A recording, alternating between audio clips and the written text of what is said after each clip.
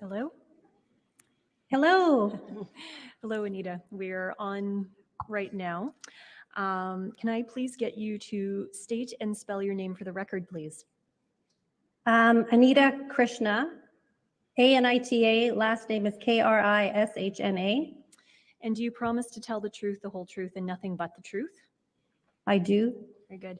Now, I understand that you're here today to tell us about your termination from Global News from your position as a control room director. Is that correct? Correct, yes. Before we get into that, I would just like you to tell us a little bit more about yourself. Can you please describe your education? I have a bachelor's degree in radio and television that I got from Ryerson University.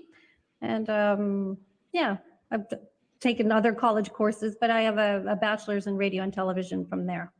And how long have you been working in journalism and broadcasting? Oh, 25 years. Long time. Can you please tell us about your work and duties as a control room director? Okay, at Global News, I was a technician. I was a control room director.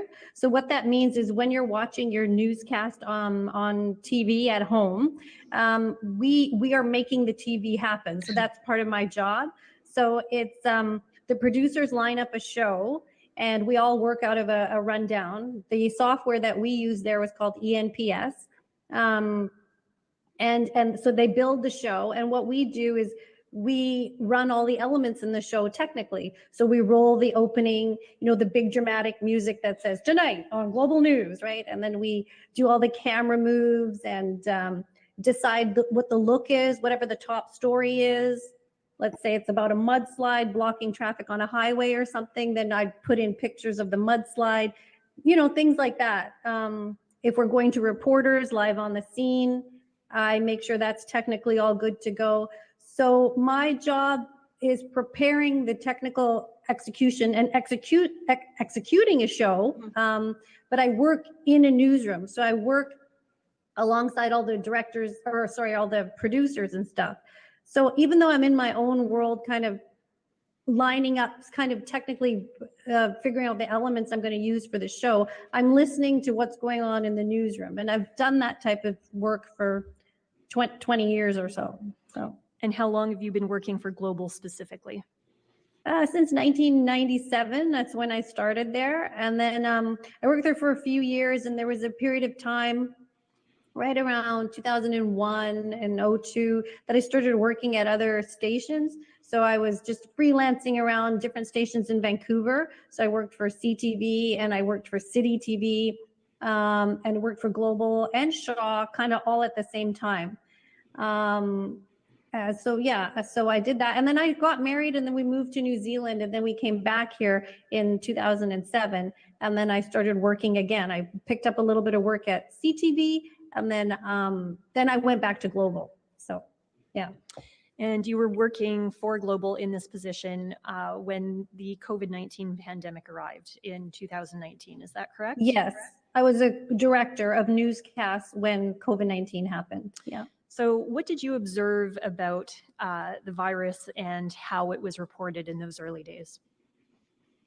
Oh, well, I mean, obviously in 2019, it would seem to be a thing that just was happening over there in a different country. Here we go, it's another SARS type of thing. And, we're just waiting, nobody was really freaking out too much about it then. It's really when it hit big was March, 2020. And I remember I was working at Global National. I was directing that show March 11th. And oh boy, yeah, that's when the hysteria really, really hit hard, I would say. Can you give us an example of this hysteria, as you've called it? Well, the funny thing is that, okay, working on Global National, some of the headlines that we were running that day on the 11th is we had reported that the coronavirus, the WHO declares the coronavirus a global pandemic. Then this is like just in our headlines, right? And then we ran a little clip of Trudeau saying, we're going to give Canadians everything they need, don't worry. And then we ran another clip saying, Patty hates you. And then before we got into that, we said, are Canadian hospitals equipped to deal with, are Canadian hospitals going to be able to cope? And then we went to this clip of Patty saying, about 30 to 70% of the population could get it. And then we ended it by saying, social distancing, what you need to know about keeping your distance and flattening the curve. And so like, that was like in 1 minute, we had like outlined all those things of like all those things that like panic, fear, like just trying to scare everybody when nothing, I could see that nothing was really happening yet. Like nothing had happened. Like at that point, I'm not sure if there were, who had it. I didn't see anybody in my community that had it. I didn't know anybody that had it. Yet all these measures, these crazy measures and these fear tactics were coming fast and furious. And it was also right around that time that all the sports had canceled, like the MLB, the NBA put their season on hold. The NCI canceled all their championships. It just seemed to be like, whoa, like how did all these corporations or institutions, how did they all come to do this? Bang, bang, bang, like shut down, shut down, shut down, when we hadn't seen anything happen yet. So my gut instinct was just telling me that this was like a massive overreaction. But the horse had sort of left the gate already. Everybody was sort of just in on this, and nobody seemed to like question the hysteria, because at the same time we're also telling people children could get it, children could test positive. If you've traveled outside the country, make sure you isolate. Nobody, non-essential travel, and all our clips of running, like people like Bonnie Henry saying, this is going to get worse.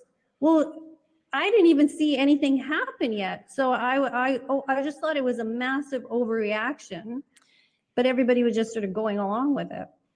And from your perspective, how did that reporting change over time, over the next several months that came to pass? Like sometimes, yeah, like I guess like sometimes an event happens and then you see the reaction. Now people can argue whether you see controlled events happening in news and then you see the controlled newscast. Sometimes that does happen, right? But for this situation, it was like nothing happens and then you see this kind of overreaction. Okay, so fair enough. So maybe at the time people were just being prudent and being cautious. And as time wore on, it just seemed to be that there were things that we were not reporting. So you could easily find these things on the internet or find these things in other sources. But for some reason, our own newscasts were neglecting to tell people that perhaps the origins, like where this came from, was not the wet market. We actually like just made people believe that it came from a wet market and never addressed this laboratory, the Wuhan lab, which was a big concern of mine, because if you don't know where this thing came from, how it came to be, how can you propose to know what it is and propose to stop it? So the fact that, yeah. No, I was just going to ask, when you observed this, what was your reaction to the news being covered in this way? Well, I just thought, how can we neglect this? How can we neglect to tell people this? How can we lead people to believe something which is not 100% accurate? And we were leading people to believe things about several things that didn't seem to be accurate. And yet we were not reporting this other side to so many pieces of this story. Did you raise your concerns with your colleagues or with your supervisors and superiors? Yes, yes. And what was their response? I did, yeah. Sorry, and what was their response? I was raising concerns left, right, and center about absolutely everything. So let's see here. I had a meeting. I mean, like as soon as you raised an issue, let's say you would talk about the Wuhan lab. At one time I said I thought this was a synthetic virus in the newsroom. That did not go over well. People just ended up getting mad at you. Other things that I raised was why we were not telling people about medications that could possibly help you, right? All of a sudden, everybody had these very strong opinions on hydroxychloroquine. And, you know, they had already formed their opinions. But my opinion is, if it's something that could possibly help you, do you not have the right to try it? So my cousin ended up getting COVID, and she takes hydroxychloroquine because she takes it anyway because she's ill with something else. So she got COVID and described how awful it was for her, but that she got better in about 8 days. And she thinks she got better because she was taking hydroxychloroquine. She said, I think that made a difference, you know? So I told this to an anchor at work. I said, hey, my cousin took this and she thinks she got better. And he just said, oh, she thinks she got better, eh? Oh, she thinks she does. She thinks she got better. Like, he got mad about it. But why would you get mad? Wouldn't your answer be, hey, that's awesome. You know, I'm glad that worked for her. Maybe we should look into it. Maybe this is something we should do a story on. And I'll tell you something else. I brought up ivermectin to one of the assignment editors there too, because there is so much negativity going on in the newsroom and so much judgment of people that were questioning the vaccine and stuff at the time. That you knew what you couldn't really even speak about, but you couldn't really even speak about drugs. So one time in the newsroom, I brought this up because somebody called up to say some story about how unvaccinated people were taking up beds in the children's hospital. Like, look at these unvaccinated people. And this one guy was just sort of saying, oh, what a bunch of idiots these people are and stuff like that. And then somewhere in this conversation, I had brought up early treatment. And I said to him, what about ivermectin? And he said, that's debunked. He said that whole drug is debunked. Sorry, and just to be clear, this was a colleague in the newsroom or in your work environment, correct? Like a senior colleague. And the reason that this is important is because this man helps shape the newscasts. This man helps, he decides what goes on our newscasts, particularly the big ones, the 5 o'clock and the 6 o'clock. And he's calling people, I mean, a lot of people, they were calling people names like COVIDiots and stuff like that. But then when I bring up a drug, he says that drug is debunked. And I said, what? What do you mean the whole drug is debunked? You know, that whole, what are you talking about? I said, did you not see that big study in India? And he said, that's debunked. That's all he could say, was that is debunked. But to my mind, at that time in Uttar Pradesh, there was like 241 million people. They barely had any COVID because they had been using ivermectin. So that is a story. That is something that we should at least be looking into. And even if you don't believe that medication works, you still should be talking to doctors, talking to somebody who might have taken it and gotten better, and you should be showing that side of the story. Then you can show the other sides of someone saying, no, it doesn't work. But you have to show both. And the problem is with him not saying that this isn't even a thing. And right after he said that, my boss sent me an email saying, Anita, you need to stop talking about COVID. So I wasn't even allowed to talk about this. But the dangerous part of it is these are people shaping your newscast. And by them not telling you that there are medications that are not horse medications, you know, that you are doing a disservice to the public. And people have the right to try it because they might get better if they try it. But if you hide that information, I mean, that is misinformation. That is 100% misinformation coming from Global News in Burnaby. Now, I can attest to that. You've touched a little bit on the vaccines already, but as we're all aware at this point, they were rolled out in early 2021. Can you describe the coverage that you saw regarding vaccines and vaccination specifically? The coverage? Sorry, one other thing I wanted to say about that is we also ran stories making Joe Rogan look like an idiot for taking ivermectin. That was done on purpose, and that is wrong. that is wrong. And it just led people to believe that. But vaccine, well, yeah, I mean, the vaccine was like a religion, you know, like all we did was constantly run stories of, okay, look at this person in the hospital, this person who made a bad choice and didn't get the vaccine. Oh, they ended up in the hospital. It's like all our stories were slanted to that. Everything we were saying was pandemic of the unvaccinated. If you're unvaccinated, you'll be holding everybody back. And that we now know isn't true. In your, It hasn't, yeah. I apologize for interrupting. Yeah. In your experience, have you seen any other event reported in this manner? I've never seen an event in my life where you cannot go to someone to talk about it, like a senior producer, like a news director, and express your concern.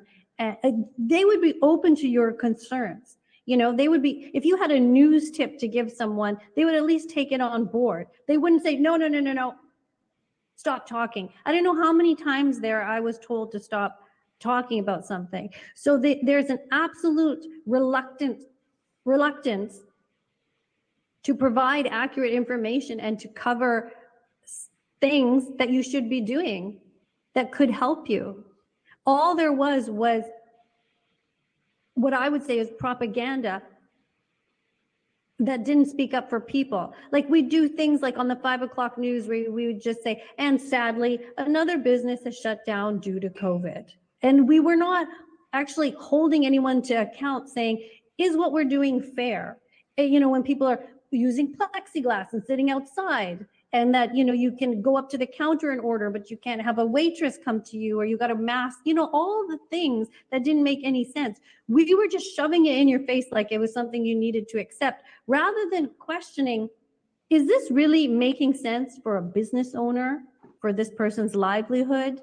You know, we never stood up for the people. We just, as far as I'm concerned, shoved propaganda in your face. Thank you. Now, as an employee, I understand that Global did institute a vaccine mandate at some point. Can you describe the circumstances that led up to that and describe what the mandate required from you? Well, they just pressured a lot of people to get vaccinated, and they'd make you fill out forms, and they'd always want to know your vaccine status. And a lot of people were quite upset about that, because we were trying to say, you know, hey, we have a right to privacy. And the people who believed in the vaccine just willingly just went with it, like as if they're in the good club. And the people who were reluctant and hesitant, oh, well, you're in the bad club, you know? And so I didn't really even fill out the forms. And it should be noted that I didn't even get fired for not taking the jab. It was just, I got fired for speaking up, and we're coming up to that right away. Yeah. So yeah. On that point, yeah. On that point, I understand there were a few things that led up to your termination, but in particular, on I believe it was December 12th of 2021, you attended a rally or a protest that was held in North Vancouver. Can you explain what prompted you to attend this rally? Like working at Global was like working in a twilight zone during the pandemic, that everything that you thought would have ever made sense for choice, for freedom, for your health just went out the window. And at this point, we had been, you know, I was very concerned because we were running stories telling pregnant women to take this jab. And I personally had run those stories on some of the shows I was working on, where we had some doctor telling pregnant women to take it. And in my lifetime, I don't think you would ever tell a pregnant woman to take anything experimental, because I'm old enough to remember thalidomide. I just think that, like, for pregnant women, you have to be so careful. You can't even eat certain cheeses and things like that. Why would we be telling women to take this vaccine that never even has been tested on women? How dare we even do that? Then as time went on, I was feeling actually sick about that, but as time went on, then you started to hear miscarriages. There was these reports in Scotland and Waterloo, and it was very hard to get to a sense of, like, was this really happening? And of course, our newsroom isn't even following up on any of this. Then I heard about this rally with this doctor, Dr. Mel Boucher, and he had done some stuff, and he had some videos online talking about it. And I really wanted to know, were people becoming harmed by this, and are people losing their babies? So I just went to this rally, which, by the way, Global News should have been at, because if you're part of the community, you should be covering this stuff, and they did not. Okay. They don't care. Did you attend the rally on behalf of Global, or as an employee, or identify yourself as such? No, I did not. I went just out of my own curiosity as a private citizen, and I knew no one there. But when I got there, I recognized a cameraman that used to work at Global. Okay. But I went as a private, curious citizen looking for answers. Now, I understand that you ended up speaking at this rally. Is that correct? I did. Can you describe the circumstances that led to you giving this speech? Was it planned or unplanned? Explain to us what happened. Unplanned. It was just unplanned. I went up to a lady that I saw. She was a nurse, and I'd seen her like online in one of these videos, because I'd been watching videos of Daniel Nagase and Mel Bruchet, and I saw this nurse, and I just went up and said hi, and I said, I'm really interested in what's going on here, yada, yada. I said, I can't really stay too long because I had to go back to work. And then she asked me where I worked. And then I said, I actually work at Global. And she was like, what? And she just grabbed me, like, didn't want to let me go. She's like, we cannot get anybody from the news to talk to us. And I said, I'm not here as I'm not a reporter. I've always said that, I'm not a reporter. I'm just here because I'm just curious. Then I just ended up speaking because I just thought, well, what the heck, Now, I understand that your speech is recorded and available online if anyone wants to look at it. We have not got it here today. But more to the point, I understand that the speech was recorded. Is that correct? And obviously it was if it's online. Yes. Yeah, so many camera phones, and then somebody sent it to Global, and then I ended up getting in trouble I ended up getting suspended after that for violating journalistic principles, and they still have not been able to tell me how I violated those principles. They have violated their own principles by not reporting on community events. So they have violated their own principles by not showing up to the National Citizens Hearing when it occurred in Langley, not even sending a camera or a reporter, not even doing a voiceover on something like this. Who is violating journalistic principles? I can only say they are, by preventing this information to get out to people. So when you were suspended, can you describe the circumstances of that suspension and the terms of your suspension? How long was it? Was it with or without pay? This one was 3 days with pay, just because they had claimed I'd violated the journalistic principles, of which they still have not told me what principle I had violated. Like, show me. They could never show me. I said, what article in this JPP did I violate? They weren't able to ever even tell me that. So that first one was a 3-day suspension. Okay. And I see that I missed something, so I just want to go back and clarify that. When you gave this speech, I understand that someone introduced you, and how did they introduce you? Oh, they said I was a global TV director. Yeah, okay. Yeah. So you didn't make this assertion yourself. It was offered by someone else who was also speaking at the rally. Is that correct? Correct. Okay. Correct. Following the suspension, what was your relationship like with your supervisors and your colleagues at work? I guess in secret, there are a lot of people that supported me, because a lot of people felt the same way. They felt scared. They felt nervous. They didn't want to take it. They felt completely violated and threatened and bullied by management at Global, which they turned into bullies instead of managers. My relationship became strained with the people who disagreed with me, who thought that I was becoming radicalized. So lifelong friends, we just ended up just completely disagreeing. Like a very good friend of mine, like my little cousin, he's 24 now. He took a Pfizer jab. He ended up paralyzed in the hospital. I was still working at Global at the time. And this happened right after his Pfizer shot. He got Guillain-Barré syndrome. And I said to people at work, this is what happened to my cousin. And they just said, this is one of my good friends who's an editor there. He just said, well, what pre-existing condition did he have? It doesn't matter. You don't end up not being able to walk for nothing. He wasn't skydiving. Nothing happened. He took a jab. He can't walk. Now we've heard many stories of things like that. So there's just an absolute refusal to believe. There are some reporters there that do, and people that work there, they know what's going on, but they're not going to say anything because you're really not going to want to lose your job. I should say, though, I was so concerned with maybe children getting hurt. I told my operations manager when he was telling me to be quiet, I said, I'm really worried about children and pregnant women. They're the most vulnerable. But prior to all this, the news director, I encourage anyone to contact the news director at that station if you have any questions as to the news that's being presented to you. And I said to him, I'm really worried about, like, there is very perverse incentives behind this vaccine. Like, are you not worried that how do you think they came up with this so quickly? How is this even possible, right? And he just said, all the scientists in the world got together, and when everybody gets together, then they can make this happen, which is completely nonsensical answer.